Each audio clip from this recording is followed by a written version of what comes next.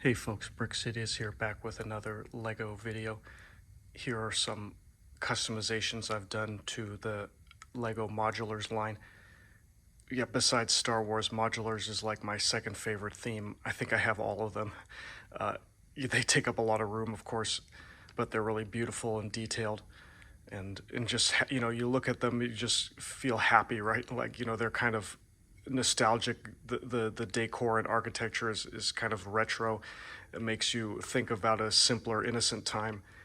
And I think the Bricklink designer program has some custom special modulars. I don't have all of those. Just ran out of space, but I'll try to keep my favorite ones. And I think the ones that Lego pumps out each January are real bangers. So those are definite must buy, and for like 230, 250 a year, that's not too bad compared to Star Wars. So the one on the right needs no introduction. It's the OG that started it all, Cafe Corner from, I think, 2007, 10182. I got it used, of course. I had to pay a pretty penny for it, but it's a holy grail for a lot of collectors. As this was the first modular, the designers kept it fairly simple, didn't have a lot of advanced techniques to use, and actually the interior, there was no interior. It's just a bunch of empty rooms, which is kind of a bummer. So that's why I decided to fill it up with suitable decor. The cafe. This is supposed to be a cafe on the first floor, so that's what I did. I used the Friends TV show Central Perk set 21319 from 2019. That's basically the New York coffee shop. I never watched the show, but I have a vague understanding of what it's about. So I used those pieces and basically, didn't use the walls, but all the interior stuff like the espresso maker, the tables and stuff, I put inside Cafe Corner here. So let me show you. Put this down here.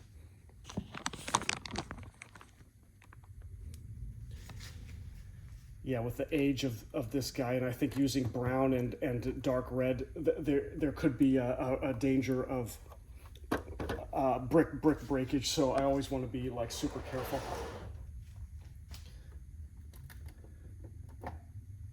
Right. And then so the modulars always have 3 stories, or I think most of them do, but I don't want to say always if I'm wrong, but. Here you can kind of see what I did here. So you got the barista and the real fancy espresso maker in the back there, and the menu, and tables where the guests are enjoying themselves. So I think that you can imagine seeing this all empty. It looks kind of disappointing, but this adds some life to the modular, like the. And I think only maybe the first 2 or 3 modulars didn't have interiors, and Lego probably got the customer feedback that people really want interiors, and it's a cool way for the designers to be creative. So since then, it's just taken off. Of course, the famous greengrocer one, that has like a sparse interior you might have seen. So it has a grocery store on the first floor, and like an apartment above it, but not a lot of furnishings. So here's the second floor of the coffee shop. So this is like the music stage in Central Perk. So I set it up, maybe like a dance floor, a small dance floor here, and Phoebe and the other character, I don't know, Matt LeBlanc, or no, sorry, the other guy who passed away, unfortunately. I think that's his character there. He's playing piano or keyboard, and they're having a little concert. And then lastly, at the top floor, here's Matt LeBlanc's character, and it's just a lounge area with Jennifer Aniston and some nice sofas and lamps and things from Central Perk. So that's nice. Yeah, I forget the cost of Central Perk. Maybe it was like, I think I got a damaged box, kind of like a secondhand one, a little cheaper for like 70 or so. And of course, like Cafe Corners, even a used complete one might run you like 700 and up. So adding $70 for the decor, no big deal.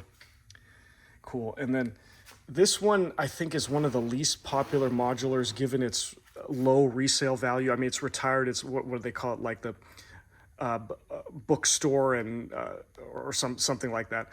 I think it's 10270 from the year 2020. And yeah, it's one of the shortest ones in terms of height. You know, not too exciting. So I wanted to spice it up a little bit. Let me put the phone down a minute. So the basement of the apartment side is undecorated, so that's what I focused on here. Let me see if I can open it. I think this has not been touched in some years, so it's a little stiff. Ah, there it goes.